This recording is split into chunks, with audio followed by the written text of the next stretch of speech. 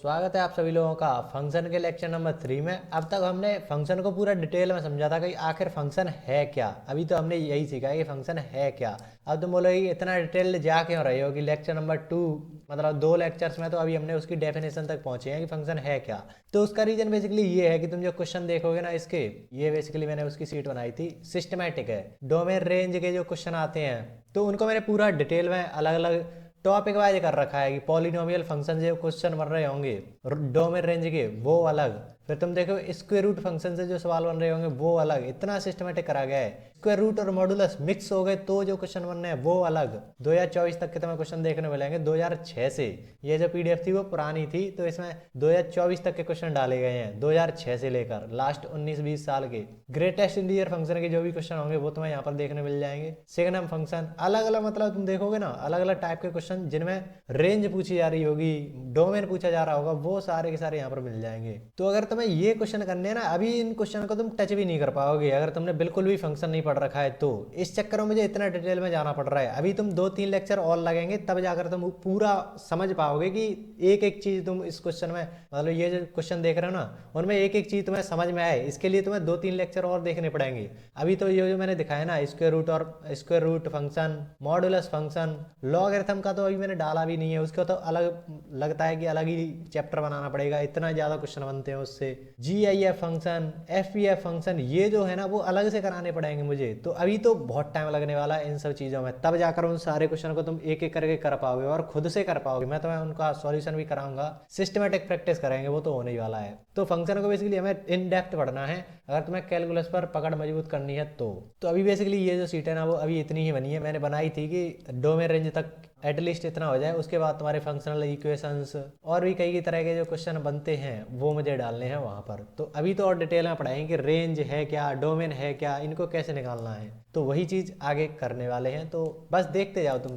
तो जैसा कल हम देख रहे थे कि कोई फंक्शन होता है उसको ऐसे तुम डिनोट कर सकते हो। बेसिकली नोटेशन टाइप है कि जो फंक्शन है, फंक्शन से तो मैं समझ गया कि सिंगल वैल्यूड रिलेशन ही फंक्शन होता है। ए क्या है? डोमेन, यानी कि जहां से इनपुट डाले जा रहे हैं। मान लो ये तुम्हारा कोई सेट है, वो तुम्हारा क्या है? डोमेन है। डोमेन को कैसे लिखते हैं? DF, domain of function. ये जो है वो कोडोमेन है कि जो डोमेन के तुमने आंसर, मतलब ये जो इनपुट डाले तो इसके आंसर्स किस पे आएंगे। तुम ऐसे कर लिया करो, ये तुम्हारा A है, ये तुम्हारा B है, तो इसमें से कुछ तुम रखते हो तो इस पे ही तो आंसर्स आते जा रहे हैं। ये जो पूरा है वो कोडोमेन है। और जो आंसर्स आ रहे हैं, बेसिकली जो आंसर्स आ रहे हैं वो होता है तुम्हारा रेंज। तुम्हारे आंसर्स क्या हैं, आउटपुट क्या हैं। आउटपुट आएंगे तो इन्हीं में से, लेकिन कुछ ही तो आएंगे आंसर, सारे के सारे पॉइंट थोड़ी ना आ जाएंगे। आ रहे हैं वो बोलते हैं रेंज। ये जो है वो क्या होगा? कोडोमेन ऑफ फंक्शन, ऐसे तुम समझोगे। तो यहाँ पर देखो, तुम एरो डायग्राम से भी समझ सकते हो। मान लो तुमने -2 डाला तो उसका फंक्शन का कंडीशन क्या है या रिलेशन क्या है? x²। अगर तुमने -2 डाला तो कितना आ जाएगा? fx क्या होता है? रेंज होता है। fx के आंसर रेंज होते हैं। तो fx तुम्हारा कितना आ जाएगा? -2 की स्क्वायर करोगे तो 4 आ जाएगा। तो -2 किससे कनेक्ट हो गया? 4 से। -1 डाला 1 आएगा, 0 डाला 0 आएगा, -1 डाला 1 आएगा, 2 डाला 4 आएगा। तो देख रहे हो ये एक फंक्शन है। क्यों फंक्शन है? सिंगल वैल्यूड, सभी की सिंगल वैल्यूड सिंगल वैल्यूज आ रही है। ऐसा नहीं है कि एक कोई है उससे 2 आंसर्स आ गए, सारे के सारे केवल एक जगह पर आ रहे होंगे, एक ही आंसर होगा। देख रहे हो, किसी 2 पॉइंट नहीं निकलते हुए दिख रहे हैं तुम्हें। ये फंक्शन है। तो ये जो चीज है जहां से इनपुट्स डाले जा रहे हैं उसे क्या बोलेंगे? Domain of function. तो डोमेन क्या है यहाँ पर? ए सेट। किस में आंसर्स आ रहे हैं? बी में। ये उसका डोमेन का साथी, कोडोमेन, डोमेन का कोडोमेन साथी होता है तो बी। और जो आंसर आ रहे हैं जैसे 0 है, 1 है, 4 है, 0 1 4, ये तुम्हारे आंसर्स हैं। और आंसर्स को क्या बोलते हैं? रेंज बोलते हैं। तो ये बेसिकली पिछले लेक्चर में हमने पढ़ा था पूरा। तो इस पर तुम कुछ टाइप के क्वेश्चन हैं जो तुम्हें PYQ में मदद करेंगे। वैसे डायरेक्टली ये PYQ नहीं है NDA के, लेकिन तुम्हें जब क्वेश्चन करोगे ना तब तुम्हें हेल्प करेंगे ये। तो जैसे तुम्हें दे रखा है कि let f is a real function. अब सारी चीजें समझना। Let f is a real function, कल वाली क्लास में मैंने बताया था रियल फंक्शन क्या होता है, जिसमें तुम्हारा जो फंक्शन होता है वो रियल नंबर से रियल नंबर में जाता है, R से R में जाता है, उसे कहते हैं रियल फंक्शन। तो देखो मैंने तुमको बोला था कि क्वेश्चन में ऐसे नहीं देगा कि फंक्शन है वो R से R में, वो सिंपल ऐसे ही बोल सकता है कि रियल फंक्शन है। तो तुम्हें खुद समझना पड़ेगा कि R से इनपुट डाले जा रहे हैं, ये तुम्हारा डोमेन हो गया, ये कोडोमेन आ गया। कंडीशन क्या दे रखी है? fx = x² + 3। तो अब तुमसे पूछा क्या जा रहा है? Find pre images of 39 and 2। Pre images क्या होते हैं बेसिकली, अभी जो पिछला वाला क्वेश्चन था वहां पर क्या हो रहा था, ये जो आंसर्स हैं वो किससे जाकर कनेक्ट हो रहे हैं, ये 0 से कनेक्ट हो रहा है, एक किससे कनेक्ट हो रहा है -1 से और 1 से। तो ये जो आ रहे हैं ना कि कौन किससे कनेक्ट हो रहा है, इनको बोलते हैं प्री इमेज। ये इमेज है, वो प्री इमेज है, ऐसा कुछ। तो ये 39 कहाँ पर आ रहा होगा, कहीं यहाँ पर आ रहा होगा। अब देखना पड़ेगा कि ये मान लो तुम 39 है, और बेसिकली जो ये जो इमेज था वो क्या था, आंसर था, आंसर ही तो था। fx की वैल्यू थी, fx की वैल्यू यहाँ पर कुछ डाला तो fx की x स्क्वायर करके वैल्यू आ रही होगी, 0 आएगा, 1 आएगा, 4 आएगा। तो ये जो बोल रहा है ना कि प्री इमेज ऑफ 39, तो ये क्या होगा, fx होगा, यहाँ की साइड होगा कोई, और इसके आंसर्स कुछ आ रहे होंगे, या 1 आ सकता है, 2 आ सकता है, कुछ भी आ सकते हैं। ऐसी ये जो है 2, वो भी यहीं कहीं होगा, उसका तुम्हें इमेज पूछ रहा है, इसमें प्री इमेज पूछ रहा है बेसिकली। ये तुम्हारा इमेज, प्री इमेज, तो कैसे निकालेंगे, ये क्या है, fx की वैल्यू है, ऐसे ध्यान रखना। और तुम्हें निकालना क्या है, प्री इमेज। प्री इमेज क्या हो रहा है, यहाँ पर जो x तुम्हें डाला जाता है, वैसे भी मैं तुमको बताया था, प्री डोमेन जो होता है वो क्या होता है, इनपुट। इनपुट को कैसे लिखते हैं, x से, और आउटपुट होता है ये जो इमेज बोल रहे हैं, या डोमेन को ही तुम प्री इमेज बोल सकते हो। जो तुम्हारे आंसर्स आ रहे हैं उसको, वो क्या होते हैं, fx की वैल्यूज होती हैं। तो जो 39 है वो fx है, fx 39 की जगह पर, fx की जगह पर 39 लिखोगे, स्क्वायर प्लस 3, क्योंकि तुम्हें x निकालना है, डोमेन प्री इमेज ही तो निकालना है। तो यहाँ से तुम देखोगे 3 को उधर भेजोगे 36 आएगा, इक्वल टू x स्क्वायर आएगा। तो x की क्या वैल्यू आ गई, -6 प्लस 6। तो ये तुम्हारी क्या आ गई, प्री इमेज, इसके लिए 36 के लिए। तो तुम देखोगे यहाँ पर कहीं -6 होगा और +6 होगा, ये इससे कनेक्ट हो रही होंगी दोनों लोग। ये है बेसिकली तुम प्री इमेज कैसे निकाल सकते हो। तो तुम्हें समझना पड़ेगा, प्री इमेज बेसिकली होता है कि तुम x की वैल्यू निकालो। ये जो है वो क्या है, x की वैल्यू, डोमेन मतलब x की वैल्यू, ये किससे कनेक्ट हो रही है, वो क्या होगा, fx की वैल्यू की। तुमने यहाँ पर x कुछ डाला, fx क्या आया, तो वो तुम्हारे आंसर्स होंगे, वही fx होंगे। तो तुम्हें बोल रखा है कि 39 का प्री इमेज निकालना है, मतलब यहाँ पर 39 आया होगा, उसकी प्री इमेज निकालना है, तो ये किसके बराबर, fx के बराबर, उसको रखा तुमने, x निकाल दिया। बेसिकली ये चीज़ है। अब यही चीज़ है ना, वो थोड़ा सा अलग तरीके से पूछ सकता है वो। ऐसे 2 का निकालोगे ना, तो फिर भी क्या करोगे, fx की वैल्यू 2 है, 2 का प्री इमेज निकालना है, बेसिकली x निकालना है 2 के लिए। तो क्या आएगा, इनको इधर हो जाएगा, -1 आ जाएगा, इक्वल टू x स्क्वायर। देख रहे हो, x स्क्वायर यहाँ पर कुछ नहीं डाल सकते। तो जो 2 है उसके लिए कोई प्री इमेज नहीं है, ऐसा तुम बोलोगे, कोई प्री इमेज नहीं है। अब प्री इमेज पूछने का एक और तरीका है कि तुमसे पूछ लिया कि x such that fx equal to 28, मतलब तुम्हें ऐसी x निकालनी है। इसको सेट थ्योरी में कैसे पढ़ते थे, तुम्हारी x ऐसी होनी चाहिए, उसके बारे में फिर कुछ डिटेलिंग करते थे।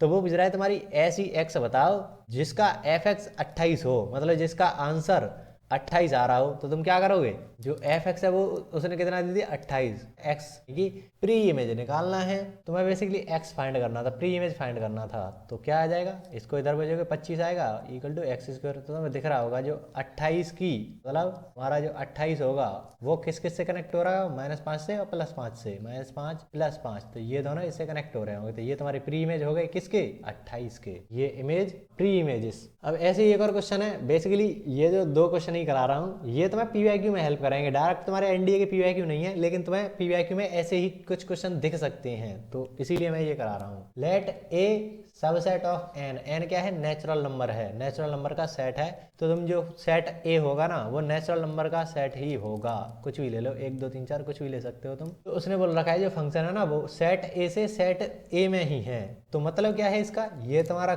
डोमेन हो गया, ये वाला क्या होता है, कोडोमेन हो गया। बेसिकली इसने क्या बोल दिया, जो तुम्हारा डोमेन है वो कोडोमेन के बराबर ही तो है, ए और ए दोनों ही कोडोमेन और डोमेन है। Defined by f n equal to highest factor of n. जो एफ एन है, जैसे अभी हम f x equal to x square देख रहे थे ना, वैसी ही एक कंडीशन है, f n equal to highest prime factor of n. जैसे अगर मैंने तुमने अगर लिख दिया ना f6, तो इसका मतलब क्या है, इसका ये जो 6 है उसका हाईएस्ट प्राइम फैक्टर करोगे तो कितना आएगा, 6 1 3 2, यही तो आ जाएंगे। तो प्राइम फैक्टर हाईएस्ट 3 ही तो होगा, ये भी प्राइम नंबर है, अभाज्य संख्या है, ये भी अभाज्य संख्या है, लेकिन हाईएस्ट पूछा है तो 3 आ जाएगा इसका आंसर। ऐसे वो जानना चाह रहा है, तो ये उसने मान लो कंडीशन टाइप डाल दी है, ये है बेसिकली। और उसने बोल रखा है range of function is set ए। तो देख रहे हो, डोमेन, रेंज रेंज मतलब डोमेन, कोडोमेन और रेंज तीनों की तीनों उसने बराबर दे रखी हैं, तीनों की तीनों बराबर दे रखी हैं। और बेसिकली तुम्हारा ध्यान जाना चाहिए डोमेन और रेंज पर, क्योंकि जो तुम डोमेन डाल रहे हो ना वही आंसर आ जा रहा है, ऐसा उसने बोल रखा है। फिर पूछ रहा है वो इज ए यूनिकली डिटरमाइंड, मतलब क्या जो सेट ए है वो केवल एक ही है, यूनिक है सबसे। जैसे अगर मैंने तुमको सेट ए है, अगर वो मैंने ले लिया 1 2 3, तो क्या हमेशा बस यही ले सकते हो? क्या इसके अलावा कोई और नहीं ले सकते हो? क्या यही बस एक ही है, यूनिक है? तो ये तो बताना है और डिटरमाइन करना है सेट ए कि सेट ए को बताओ भी कि सेट ए है क्या। तो बेसिकली इस तरह के सवाल भी तुम्हें देखने मिल जाते हैं। ये जो चीज़ ना वो तो बहुत बार यूज करी गई है एनडीए के पीवाईक्यूज में, तो वो तो हम देखेंगे पीवाईक्यू करते वक्त। तो हमने क्या करा, हम कुछ ए ले लेते हैं। मान लो ये जो सेट है वही हमने ले लिया, नेचुरल नंबर लेना है हमें, क्या करेंगे F1 डाला। एक का प्राइम फैक्टर क्या होगा, एक तो कुछ होता ही नहीं है, तो इसके जो फैक्टर आएंगे वो 1 ही आएगा, लेकिन वो प्राइम फैक्टर नहीं है, तो इसको तो खाली छोड़ दो कि कोई आंसर नहीं आया, नल 5 खाली छोड़ना वो ज्यादा बेटर लगता है। F2 डाला तुमने तो क्या आएगा, इसके फैक्टर करके बताओ क्या आएगा, 2 का 2 × 1 आएगा। प्राइम फैक्टर तुम्हें पूछा है ना, हाईएस्ट प्राइम फैक्टर, तो 2 तो प्राइम फैक्टर होता है, मतलब प्राइम नंबर होता है। तुम्हारा F2 आ गया 2 को हम कंसीडर कर लेंगे। F3 तुमने डाला तो क्या आएगा 3, तो वो भी एक प्राइम फैक्टर है, मतलब अभाज्य संख्या है। 2 3 5 7 11 13 ये क्या है, प्राइम नंबर्स हैं, तो यही आने चाहिए। F तुमने 4 डाला तो क्या आएगा, × 2 ऐसा ही तो कुछ लेंगे, तो 2 ही इसका हाईएस्ट प्राइम नंबर है। F4 डालने पर भी क्या आ गया, 4 आ गया, 2 आ गया। F5 डाला तो क्या आएगा, मान लो इस पर 6 भी बढ़ा लेते हैं क्योंकि 6 यहाँ पर भी हमने लिया था।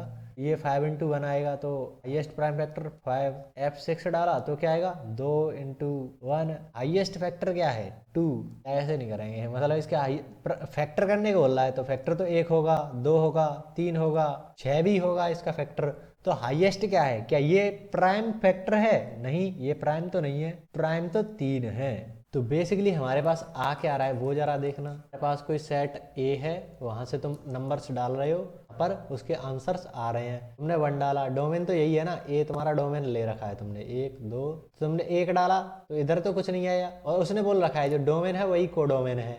1 2 वैसे तो इसको एक्सप्लेन करना बहुत आसान है, लेकिन मैं तुम्हें एक एक चीज बता रहा हूँ इसकी। 1 डाला कोई कनेक्शन नहीं बन रहा है क्योंकि उसका प्राइम फैक्टर कुछ है ही नहीं। 2 डालने पर तुम्हें उसका प्राइम फैक्टर क्या मिल गया, ये मिल गया 2 डाला। 4 डाला उसका प्राइम फैक्टर क्या मिला, 2 मिला, हाईएस्ट प्राइम। 1 4 भी लगोगे लेकिन ये प्राइम थोड़ी ना है, नॉन प्राइम है। 5 डाला ये आएगा। 6 डाला, 6 का कितना आ रहा था, 3 आ रहा था। तो अब देखो हमारे जो आंसर्स आ रहे हैं वो 2 3 ये आ रहे हैं, और उसने बोल क्या रखा था, रेंज डोमेन कोडोमेन तीनों बराबर होने चाहिए। तो यहाँ पर तो देख रहे हो ए और बी तो समान है लेकिन रेंज अलग आ गई। अगर हम चालाकी करें कि हम ये जो ए है उसमें केवल 2 3 5 इनको डालें, बी में भी इन्हीं को डाल दें 2 3 5, क्योंकि डोमेन और कोडोमेन तो बराबर है, इसके हिसाब से इसने बोल रखा है ना, ए और बी बराबर है, ये भी ए ये भी ए 3 5। और अगर 2 डालोगे F2 का आंसर क्या आता है, 2 आता है, F3 का 3, F5 का 5, तो ऐसे ही 2 का 2 3 का 3 5 का 5। तो देख रहे हो ये जो आंसर्स आ रहे हैं वो होगी तुम्हारा रेंज।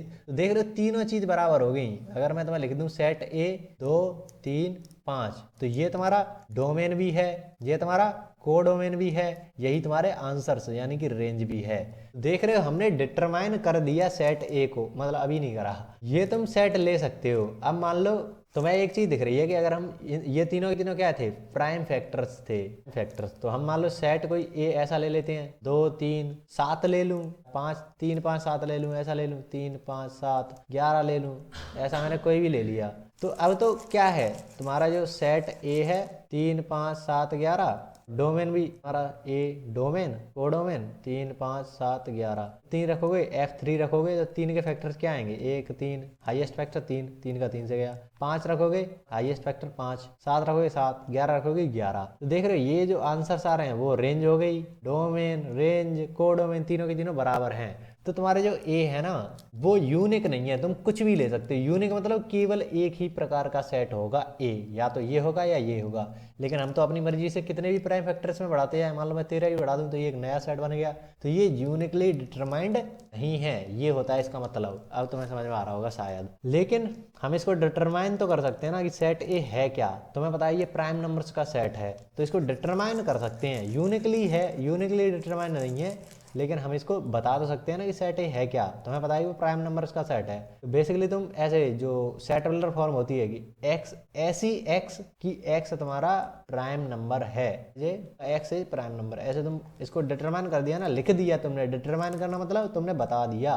तो इस तरीके से तुम्हें चीज़ों को देखना है कि वो पूछ रहा है वैसा करते जाओ। यूनिकली डिटरमाइन है नहीं, क्योंकि वो अलग अलग आ रहा है। डिटरमाइन करना है, हाँ कर दिया, क्योंकि उसमें प्राइम नंबर्स ही हैं। तो ये चीज़ है बेसिकली। तुम्हें ये चीज़ समझ नहीं थी कि डोमेन कोडोमेन अगर रेंज तीनों एक ही चीज़ बोल रहा है तो सेट तुम्हें सेम करना पड़ेगा। उसके जो आंसर आ रहे हैं उसी को तुम डोमेन और कोडोमेन बना दो। अब आ जाओ तुम थोड़ा सा ग्राफ से समझते हैं कि ये जो रेंज है, डोमेन है, कोडोमेन है, वो है क्या। थोड़ा सा ग्राफ से समझने का ट्राई करते हैं। ग्राफ में स्टार्ट नहीं कर रहा हूँ, ग्राफ तो इतना बड़ा टॉपिक है और इतना इंटरेस्टिंग टॉपिक है कि तुम मजा आ जाएगा। उसको कैलकुलस में पढ़ाएंगे।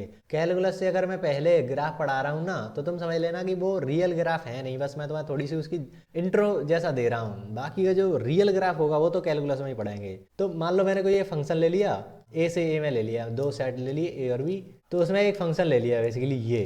तो जैसे अगर मैं दिखाऊं 0 1, तो अब क्या करोगे, मतलब रख कर देखोगे कि 0 पर 0 आ रहा है तो वो पॉइंट बनाओगे तुम। या कार्टेशियन प्रोडक्ट है ना ये, सॉरी ऑर्डर्ड पेयर्स हैं ये, तो तुम ऑर्डर्ड पेयर्स को या बोल सकते हो यहाँ पर तुम पॉइंट्स बोल सकते हो कि 0,0 कहाँ पर होगा, ये हो गया 0,0। 1,1 कहाँ पर होगा, एक इधर गए और एक इधर गए। 2,4 कहाँ पर मिलेगा, 2,9 कहाँ पर मिलेगा। ऐसे मैं यहाँ पर 9 कर देता हूँ, 9 ये मिला तुम्हें। बेसिकली किसी जो फंक्शन है ना उसको देखने का तरीका, विजुअलाइज करने का तरीका ग्राफ होता है। मैंने ये चीज़ कल भी तुमको बताई थी कि किसी ग्राफ को विजुअलाइज करना है ना तो उसका तरीका होता है ग्राफ। वही विजुअलाइजेशन है कि इस फंक्शन को दिखेगा कैसे। ये जो 4 पॉइंट बने हुए हैं ना, ये जो 4 पॉइंट हैं वही है फंक्शन। ऐसा अब मत कर देना कि तुम इसको कनेक्ट कर दो। ऐसे तुम बचपन में करते थे ना कि 4 पॉइंट बनाए और उसको ऐसे कनेक्ट कर दिया तो तुम्हारा ग्राफ बन गया। वो ग्राफ नहीं है, ये है रियल ग्राफ, बस इतना।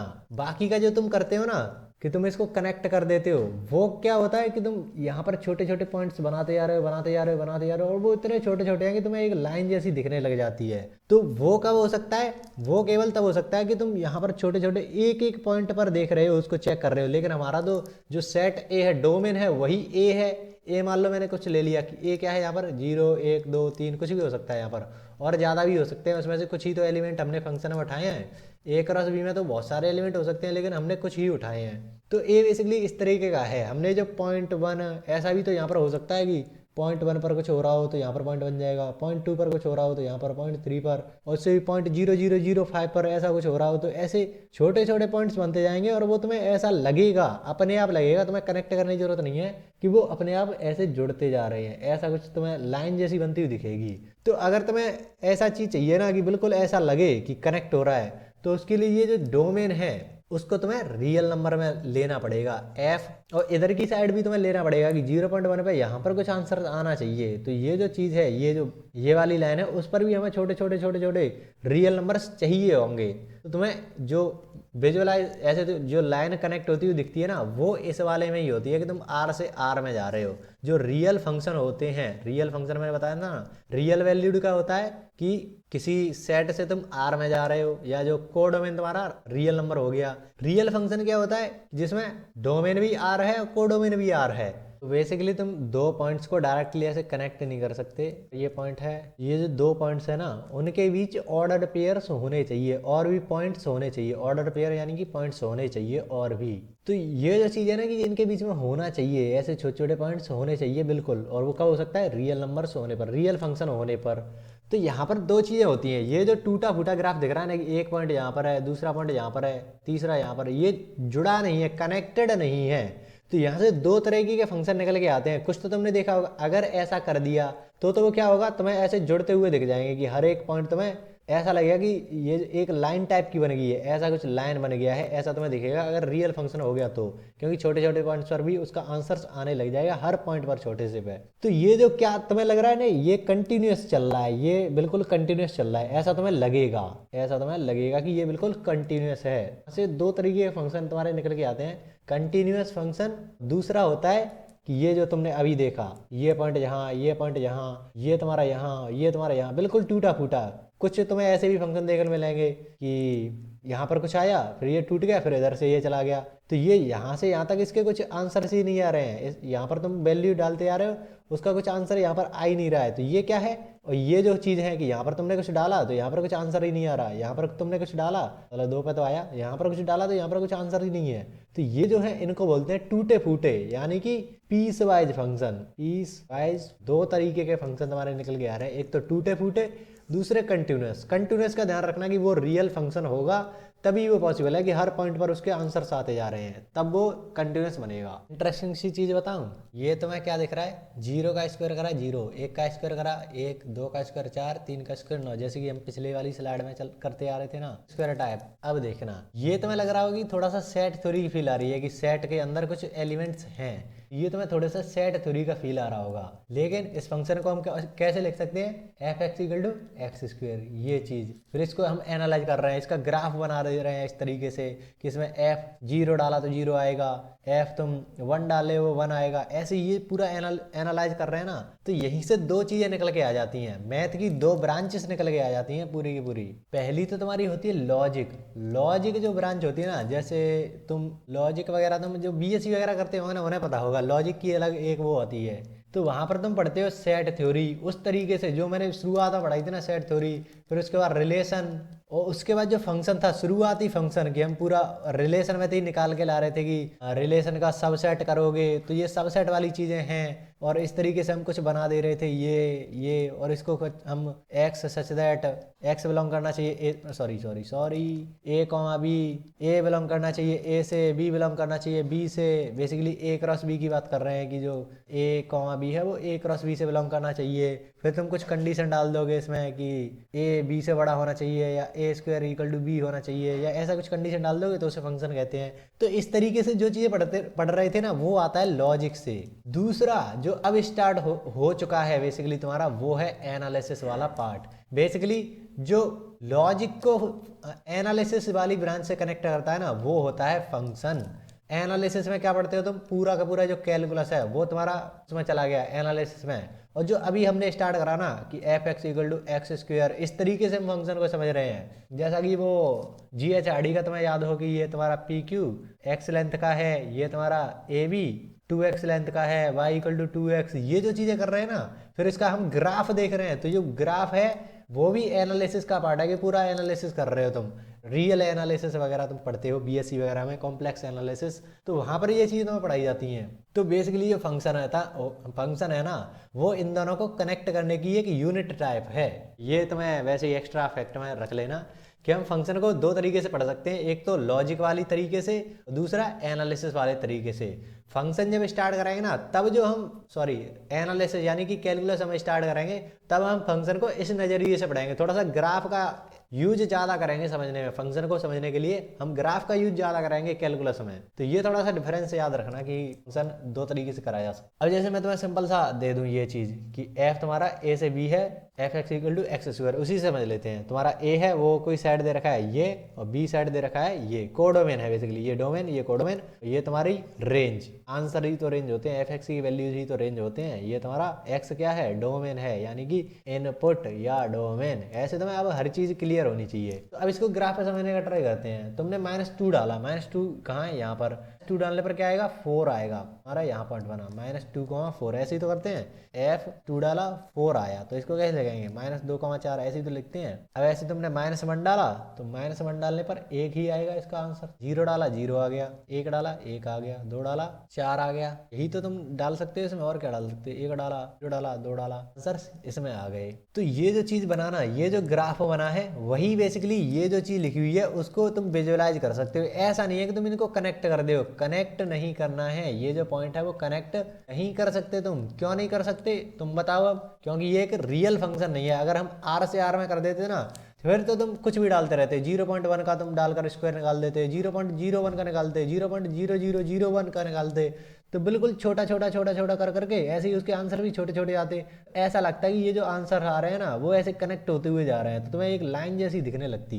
लेकिन अभी तो ऐसा नहीं है। तो ये जो अभी तुम्हें ग्राफ दिख रहा है ना, बिल्कुल ये 5 पॉइंट दिख रहे हैं, वही इसका विजुअलाइज कर सकते हो तुम इससे। यही इसका ग्राफ है। तो यहाँ पर ये जो डोमेन है ना वो क्या है बेसिकली कि तुम क्या इसमें डाल रहे हो, या फिर तुम ऐसे समझ सकते हो, मान लो मैं ऐसे ही तुम्हें समझाने के लिए इसको कनेक्ट कर दे रहा हूँ, वैसे तो हम करेंगे नहीं, इसको थोड़ा सा कनेक्ट कर देता हूँ समझाने के लिए, बेसिकली इसको कनेक्ट नहीं कर सकते, तो मैं समझ में आ गया होगा। तो ये जो फंक्शन का ग्राफ बना है ना, फंक्शन का जो कर्व बना है, उसकी जो इमेज है, इमेज को ही तो हम क्या बोलते हैं, तुम्हें नाम अब पता चलेगा कि ये जो इमेज है वो इमेज नाम भी क्यों पड़ रहा है। इमेज को ही तो हम डोमेन बोलते थे कि जो इसमें से कुछ आएगा, सॉरी इमेज को डोमेन नहीं बोलते थे, प्री इमेज को डोमेन बोलते थे। यहाँ पर जो आंसर है वो उसको क्या बोलते हैं, प्री इमेज, और यहाँ पर इमेज। तो ये जो चीज़ है ना, अगर इसकी तुम यहाँ पर ऐसे कर लो, ये जो है वो यहाँ पर आ रहा है और ये जो है वो यहाँ पर आ रहा है, बेसिकली यहाँ से यहाँ तक हमने आंसर्स डाले हैं, ऐसे तुम समझोगे। -2 से लेकर 2 तक ही तो तुमने आंसर डाले हैं, 2 भी डाला है। यहाँ से लेकर यहाँ तक ये जो वैल्यूज है ना, ये जो वैल्यूज हैं उनको हम बोलते हैं डोमेन। ऐसे ही बोल सकते हैं, इसकी जो परछाई है ना, छाया, उसे बोल देते हैं डोमेन। ये जो कर्व है उसके जो आंसर्स आ रहे हैं 0 से लेकर तक है बेसिकली, लेकिन ये जो 0 से 5 तक है वो तो क्या होगा, उसको कोडोमेन, इसको हटाओ थोड़ी देर के लिए। रेंज क्या है इसकी, 0 से लेकर कितने कितने आंसर आ रहे हैं तुम्हारे, 0, 1, 4, ऐसे नहीं समझाना था इसको। मतलब रियल फंक्शन के लिए ये चीज़ हो सकती है, अभी के लिए इसको छोड़ो। तो मैं अगर रियल फंक्शन ना दिया हो, सिंपल ऐसे दे रखा हो कि कोई सेट ए है सेट बी है, तो उसमें तो तुम सिंपल देख सकते हो ना कि तुम्हारे ये पॉइंट बन गए। अब इनको ही देख लो कि तुम्हारा डोमेन क्या है, रेंज क्या है। डोमेन तो तुम्हें पता है -2, -1, 1, 2, ये 4, 5 पॉइंट 0 भी हो जाएगा। ये तुम्हारा डोमेन है, ये तुम्हारा कोडोमेन, और जो आंसर्स आ रहे हैं 0, 1, 4, 5, ये तुम्हारी 4 तक, ये 3 है वो रेंज है। इसको ऐसे तुम समझ लो, जो मैं समझाना चाह रहा था वो आगे देखो अभी के लिए। इससे समझो, बेसिकली तुम r से r में ले रहे हो फंक्शन, बेसिकली रियल फंक्शन है, x² है, तो यहाँ पर तुम कुछ भी डाल सकते हो, 0.1 डाल सकते हो, -0.1 डाल सकते हो, -0.00001, ऐसे कुछ भी डाल सकते हो इसमें। तो तुमने 0 डाला, 0 पॉइंट पर बन गया, तुमने -0 पॉइंट कुछ डाला तो यहाँ कुछ पॉइंट बन गया। ऐसे ऐसे यहाँ पर तुमने डालते गए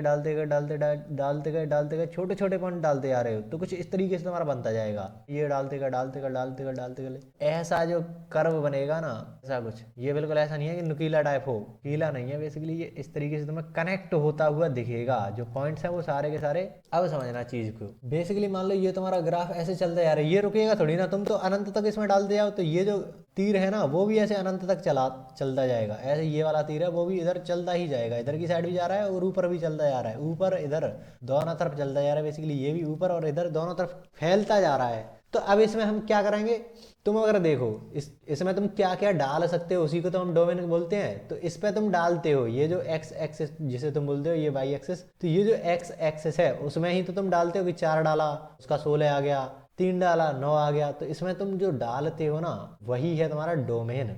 और जो आंसर्स आ रहे हैं उसको क्या बोलेंगे, रेंज या कोडोमेन। इसको ऐसे समझाते हैं, मान लो तुम्हें एक मैं सिंपल सा ग्राफ देता हूँ, r से r में नहीं है बेसिकली, लेकिन मैंने एक और तरीका तो देखा था कि मान लो 5 से जो फंक्शन है वो तुम्हारा बेसिकली ऐसे, अगर मैं बोल दूं कि 2 से 6 तक है, ऐसे अगर मैंने बोल दिया कि जो फंक्शन है तुम्हारा 2 से 6 तक है, x² वाला ही, मान लो 1, 4, 5, 6 ऐसे कुछ है, तो ये जो होता है ना कि क्लोज ब्रैकेट में तुमने कुछ लिख दिया, तो ये बेसिकली रियल नंबर्स का होता है कि 2.1, 2. इसके बीच में कितने भी नंबर्स हो सकते हैं, अनंत नंबर। अगर मैंने 2,3 भी लिख दिया ना, 2,3 या 2,3 ऐसे, open bracket close bracket, close bracket का मतलब ये दोनों इंक्लूडेड हैं, 2 और 3 डाल सकते हो, लेकिन ओपन ब्रैकेट में 2 और 3 को छोड़कर इनके बीच का कुछ भी डाल लो, तो ये रियल नंबर्स होते हैं कि इसके बीच में कितने भी नंबर्स तुम डाल सकते हो। तो बेसिकली ये बोल रहा है कि 0 से 6 तक तुम कितने भी नंबर्स डाल सकते हो, तो तुम्हें रियल नंबर जैसी फील आएगी। अब यहाँ पर मैंने मान लो कोई ग्राफ बना दिया, ऐसा कुछ मान लो मैंने ग्राफ बना दिया, 2 पर भी आंसर दे रहा है, कुछ पर भी बेसिकली कुछ आंसर दे रहा है। अब इस चीज को देखना, इसकी जो परछाई होगी ना, इसकी जो परछाई होगी कि यहाँ पर कुछ इतनी चीज तुम डाल सकते हो इसमें और उसके आंसर्स आ रहे हैं, तो यहाँ से यहाँ तक 2 से 6 तक तुम्हारी इसका डोमेन हो गया। बेसिकली इसको हम आ रहा है ना उसकी जगह पर 2,6 ऐसा कुछ लिख सकते हैं। इसकी जो इधर वाली साइड आंसर आ रहे होंगे, ये जो पॉइंट है वो कहाँ पर जाकर कनेक्ट कर रहा होगा, मान लो कर रहा है 4 पर, 4 से लेकर 36 तक ये तुम्हारा क्या हो जाएगा, रेंज हो जाएगा। आंसर्स कहाँ कहाँ से आ रहे हैं, कहाँ तक आ रहे हैं, यहाँ से तो आ रहे हैं। तो बेसिकली ये होता है कि ये जो इसकी परछाई टाइप है, अगर y पे जाए, y क्या होती थी, रेंज होती थी, अगर एक्स पे जा रही है तो वो क्या होता था, डोमेन, डोमेन को एक्स बोलते थे। कल वाली क्लास में ये चीज़ें समझाई थी मैंने तुमको। तो ऐसे तुम ग्राफ को देखकर डोमेन रेंज बता सकते हो। जैसे अभी अभी मैं और भी एग्जांपल लेने वाला हूँ, उनसे तुम बताना कि क्या रेंज है, क्या डोमेन है, सब कुछ बताना है तुम्हें। लेकिन उससे पहले मैं चाहूंगा कि तुम थोड़ा सा समझो कि ये ग्राफ हम पढ़ रहे हैं, उनसे डोमेन रेंज से भी पहले क्या आता था कि फंक्शन है या नहीं वो पता करना। तो अगर मैं तुम्हारे सामने बेसिकली अभी ये वाला अगर मैं फंक्शन लिख दूं, कोई भी रैंडमली अगर मैं ले लेता हूं ऐसा कुछ, तो क्या ये फंक्शन है? ग्राफ को देखकर कैसे बताओगे क्या ये फंक्शन है? शुरुआत जो लेक्चर का लेक्चर नंबर 1 था, वहां पर भी पहला क्वेश्चन क्या आ रहा था कि कोई जो रिलेशन है वो फंक्शन है या नहीं है वो पता लगाना था। तो ग्राफ में भी हमें वही चीज देखनी है कि क्या ये जो ग्राफ है वो फंक्शन है या है भी या नहीं, कैसे पता लगाएंगे ग्राफ को देखकर। तो बेसिकली हमारा क्या मतलब होता था कि कोई एक चीज डाली, उसके दो आंसर्स नहीं आने चाहिए, सिंगल वैल्यूड होना चाहिए। अरे तो माइंड में ये चीज सेट है कि सिंगल वैल्यूड होना चाहिए, वही हमारा फंक्शन है। तो अगर मैंने मान लो यहाँ पर एक डाला तो इसका केवल एक आंसर आना चाहिए, दो डाला तो दो पर कोई एक ही आना चाहिए, तीन डाला तो ऐसा कुछ आना चाहिए। तो बेसिकली तुम देख पा रहे हो कि इसके अलग अलग आंसर आ रहे हैं। तो ये एक फंक्शन है कि तुमने एक डाला, इधर मान लो एक ही आ गया, दो डाला चार आ गया, तीन डाला नौ आ गया, ऐसा कुछ। ऐसे तो नहीं बनेगा खैर, लेकिन ठीक है। लेकिन अगर मान लो मैं जो सबसे फेमस एग्जांपल है तुम्हारा, फिजिक्स वगैरह वाले भी पढ़ाते हैं कि कोई फंक्शन है या नहीं, ऐसा कुछ। मान लो अब ये मैंने बना दिया कोई ग्राफ, किसी फंक्शन का ग्राफ है ये, ऐसे मैंने बोला का ग्राफ है, तो बताओ ये फंक्शन है भी या नहीं। ऐसे मैंने रैंडमली ऐसे बोल दिया कि ये किसी चीज का ग्राफ है, एक रिलेशन का ग्राफ है, अब बताओ कि रिलेशन फंक्शन है या नहीं। तो तुमने डाला 4 और उस पर आंसर क्या आ रहा है, ये आंसर आ रहा है, और यहाँ पर भी तो आंसर आ रहा है, ये एक पूरी की पूरी लाइन है। तो ये यहाँ पर भी कट कर रही है, यहाँ पर भी कट कर रही है। तो 4 डालने पर तुम्हारे दो आंसर्स आ रहे हैं, तो ये क्या हो गया, मल्टी वैल्यूड। लेकिन हमें तो सिंगल वैल्यू चाहिए, ऐसा कुछ हो जाए कि एक ही आंसर आए। तो इसीलिए ये तुम्हारा फंक्शन नहीं है। ऐसे ही अगर मैं तुम्हारे सामने ऐसे लिख दूं, ऐसा कुछ ग्राफ, तो देख रहे हो यहाँ पर तुमने डाला ये दो आंसर्स दे रहा है, यहाँ पर कुछ डाला इसका यहाँ पर भी आंसर आ रहा है, यहाँ पर भी आंसर आ रहा है। तो ये जो चीजें हैं वो तुम्हारे फंक्शन नहीं है, ऐसा कुछ बोल सकते हो। और एक और देखो, ऐसे सिंपल मैं लूँ, एक ग्राफ इस तरीके से जा रहा है और दूसरा ग्राफ इस तरीके से आ रहा है, ऐसे इसको बोलते हैं ट्रांसेंडेंटल ग्राफ, की कुछ बढ़ रहा है। अभी हम देखेंगे इन सारी चीजों को। तो यहाँ पर भी तुम देखो अगर थोड़ा सा ध्यान से, तो यहाँ पर तुमने कुछ डाला, मान लो ये 4 है, तो 4 पर ये भी आंसर आ रहा है और ये भी आंसर आ रहा है। तो यहाँ पर भी ऐसा नहीं बोल सकते कि ये बिल्कुल टच नहीं कर रहा, मतलब अलग अलग आंसर आए, 4 पर 2 आंसर आ रहे हैं, तो ये भी ग्राफ फंक्शन नहीं है। अगर मैं इसी चीज को ऐसे लिख दूं कि कोई ये ऐसा और ऐसा, क्या तुम्हें इसमें अंतर दिख रहा है? ये जो उन्होंने सेट थ्योरी मेरे से पढ़ी है ना, उनको समझ में आ रहा होगा, और जिन्होंने ड्रॉपर वगैरह होंगे उनको भी शायद समझ में आ रहा होगा। इसका बेसिकली मतलब होता है कि इस पर कोई आंसर नहीं आ रहा, ओपन है ये, ओपन और ये क्लोज। तो अगर मैं यहाँ पर मान लो 4 डालूं तो ये इस पर आंसर देगा, लेकिन ये ओपन है, ये आंसर नहीं है, इसके आगे से कंटिन्यू है। तो इसका 4 का केवल एक ही आंसर आ रहा है, ये वाला। मान लो 2 है, 4 है, तो 4 केवल 2 से कनेक्ट हो रहा है। ऐसा नहीं है कि ये इससे भी कनेक्ट हो गया। अगर ये डॉट होता, ऐसा गहरा होता जैसा कि यहाँ पर था, तो इसमें तो ये आंसर देगा, ये भी आंसर देगा, लेकिन यहाँ पर ये ओपन है, ये आंसर नहीं देगा, खाली है वो। तो ये बेसिकली तुम्हें पता चल गया, इसे ही बोलते हैं वर्टिकल लाइन टेस्ट। किताब में ऐसे पढ़ाया जाता है इसको, वर्टिकल लाइन टेस्ट। लेकिन तो पता है इसकी कोई नीड नहीं है अलग से हेडिंग डाल डाल कर पढ़ने की, क्योंकि तुम्हें पता है सिंगल वैल्यूड फंक्शन ही फंक्शन होता है। तो अगर ये 4 डालने पर 2 आंसर आ रहे हैं, तो इसको अलग से ये नाम देने की क्या जरूरत है, ये तो हमें पहले से पता था। तो ये चीज हो गई। अब आ जाओ तुम उन चीजों पर कि कोई रेंज कैसे पता लगाएंगे ग्राफ को देखकर, डोमेन कैसे पता लगाएंगे ग्राफ को देखकर, उन्होंने मजा आने वाला है तुमको। बेसिकली तुम्हें 2 तरीके के ग्राफ देखने मिलेंगे। अगर तुमने जो सेट है ना वो डिस्क्रीट सेट ले लिए, डिस्क्रीट मतलब 2 -1 0 1 2 ऐसे ले लिए, अलग अलग एलिमेंट है, इनके बीच में कुछ नहीं है, बस यही एलिमेंट पड़े हुए हैं और उनके कुछ आंसर्स आ रहे हैं। मान लो ये मैंने कोई फंक्शन ले लिया एक्स स्क्वायर का ही, तो ये जो पॉइंट्स दिख रहे हैं ना पीले पीले, बस यही ग्राफ है, इनको तुम कनेक्ट नहीं कर सकते। तो अगर तुमने डिस्क्रीट सेट्स लिए तो तुम्हारा जो ग्राफ बनेगा ना वो डिसकंटिन्यूअस सेट बनेगा, ग्राफ बनेगा। और अगर तुमने ये सेट है वो कंटिन्यूअस सेट ले लिए, जैसा कि हमने सेट थ्योरी में पढ़ा था टाइप्स ऑफ सेट में, तो वहां पर मैंने कंटिन्यूअस सेट्स बताए थे। इंटरवल वगैरह जब तुमने पढ़े होंगे, तो इंटरवल क्या होते हैं, -2 से 2 तक। अब ये रियल नंबर है, ऐसे लिख देता ना, -2 से 2 तक ऐसा क्लोज ब्रैकेट। तो ये जो चीज है ना वो बताता है कि यहाँ से यहाँ तक ये सारे के सारे पॉइंट रियल नंबर्स हैं, ऐसे ये कंटिन्यूअस है, बिल्कुल बीच में ऐसे कट नहीं करेगा। और उनके जो आंसर्स आ रहे हैं या जो डोमेन है वो भी क्या, कोडोमेन है वो भी क्या है, 0 से 6 कंटिन्यूअस सेट है। तो उसमें अगर तुम एक्स स्क्वायर का ग्राफ बनाओगे ना, तो बिल्कुल तुम्हें ऐसा लगेगा कि ये कनेक्ट होती हुई दिख रहा है, बिल्कुल कंटिन्यूस टैप दिखेगा।